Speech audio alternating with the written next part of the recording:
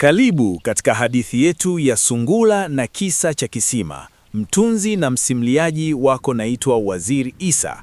Hapo zamani za kale, katika mbuga ya wanyama, anga lilikuwa kama moto, ardhi ilipasuka vipande vipande, upepo ulikuwa unaleta harufu ya kifo. Mkuu wa mbuga, Tembo, alisimama juu ya jabali na kupiga baragumu la dharura. Wanyama wote walikusanyika kwa shangwe na ndelemo. Tembo akasema, "Ndugu zangu, anga imekataa kuleta mvua sasa, lazima tushirikiane kuchimba kisima kirefu hapa bondeni. Kila mnyama lazima abebe jembe, ili tushirikiane wote kuchimba kisima chetu." Wanyama walikubali kwa sauti za furaha, lakini Sungura alisimama akajinyosha kwa mbwembwe na kusema, "Nyinyi chimbeni, mimi mwili wangu mdogo naweza fanya vitu kwa akili, sio nguvu. Mikono yangu inafaa kwa ajili ya kula matunda, sio kwa kuchimba kisima. Mimi hayo maji yakitoka nitakunywa na kuyaoga. Sifanyi hiyo kazi. Najua mpo msiotumia akili mtachimba. Mimi ninayetumia akili nitakunywa maji na kuyaoga." Aliongea maneno ya dharau. Simba aliunguruma kwa hasira. "Sungura, ukikataa kuchimba kisima leo, ukionekana hapa nitakularua." Sungura alicheka kwa dharau. "Simba, wewe mtumia nguvu pasipo akili. Sasa mimi nitakunywa maji ya kisima chenu nikiwa nacheka." Simba naye akajibu, "Sawa, tutaona kama utakunywa maji." Wanyama wote walimuina Sungura kama waajabu kwa dharau zake, kisha walianza kazi ya kuchimba. Udongo ulikuwa mgumu kama chuma.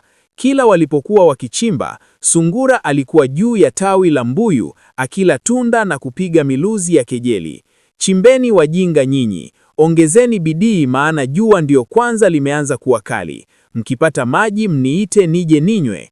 Maneno yale yaliwaumiza wanyama kama pilipili. Walichimba kwa hasira mpaka saa 10 jioni, maji safi yakabubujika.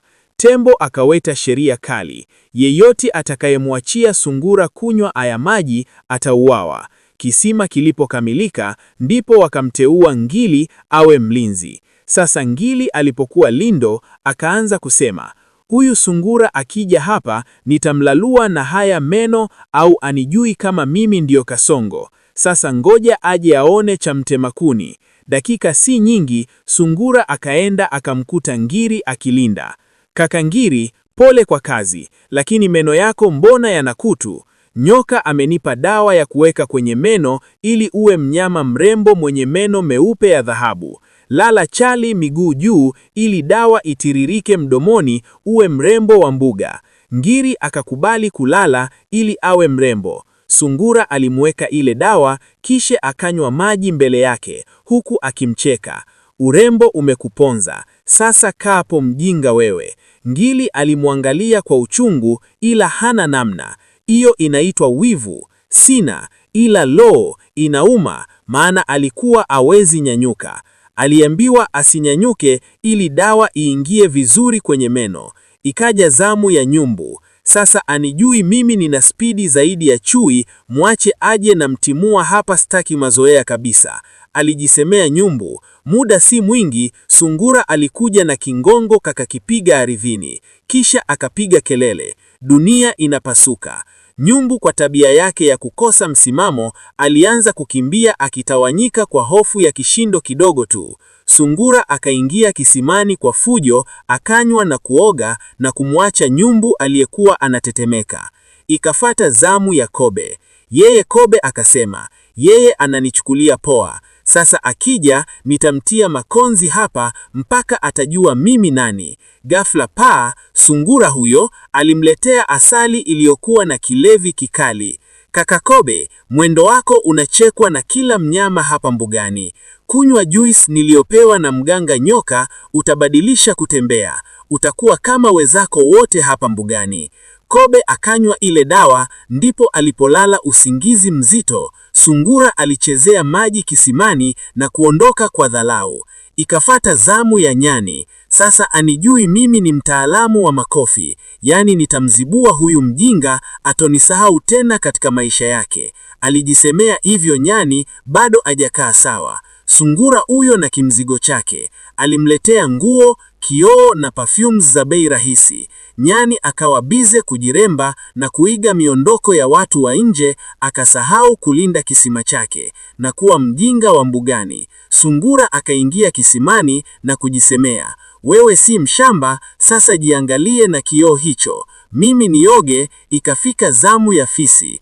Huyu angejua nina hamu na mfupa, sasa akija nitapasua fuvu lile. Hata kama tulikuwa marafiki zamani, ila kwa hili hapana urafiki kabisa. Akija nitakuwa serious, alijisemea fisi. Ile anageuka, anajikuta sungura yupo nyuma yake. Kaka, kisimani kuna maji tu, ila mimi nina mfupa niliyoupewa na chui, lakini ili ule mfupa huu na wewe unipe maji, hamna cha bure. Fisi sababu ya uloo wake akakubali na kumwachia kisima.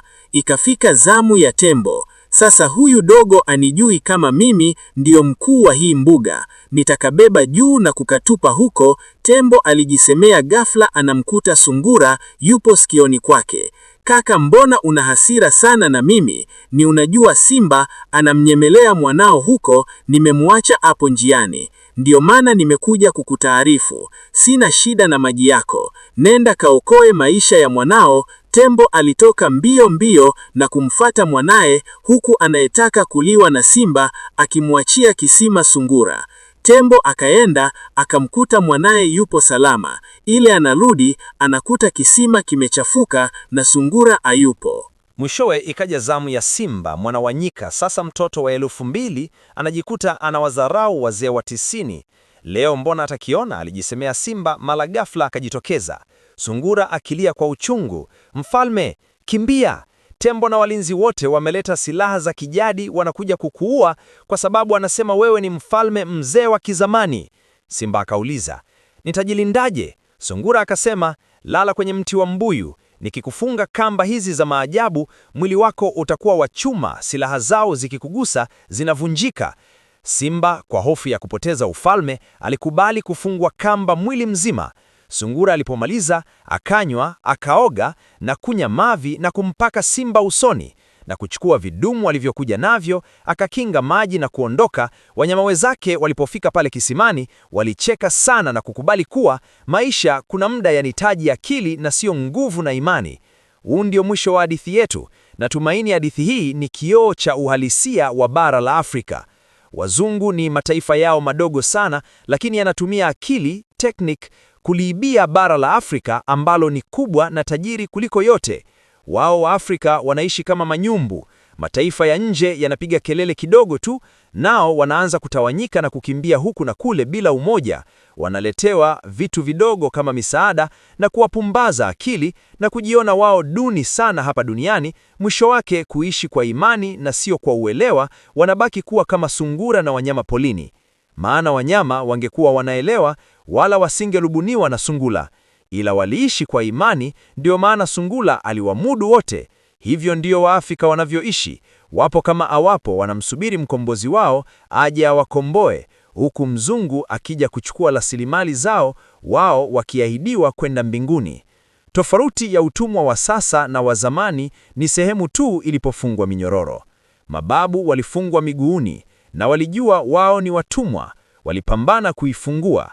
Lakini utumwa wa leo wamefungwa kichwani, hawaoni mbele kwa sababu wamepoteza asili yao na kukumbatia mapokeo ya kigeni.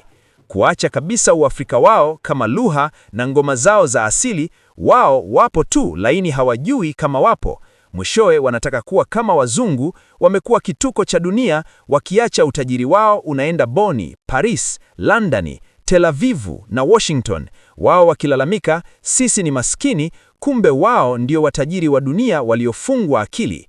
Waafrika, fungueni minyororo kichwani. Ujanja wa sungura hautashindwa na misuli ya tembo wala kucha za simba, bali utashindwa kwa akili ya kujitambua na kulinda kile ambacho ni cha kwenu. Msikubali kuwa wafungwa wa fikra na kuiga tamaduni za watu wa nje. Utajiri wenu unachukuliwa mchana kweupe, wewe ukishangaa tu.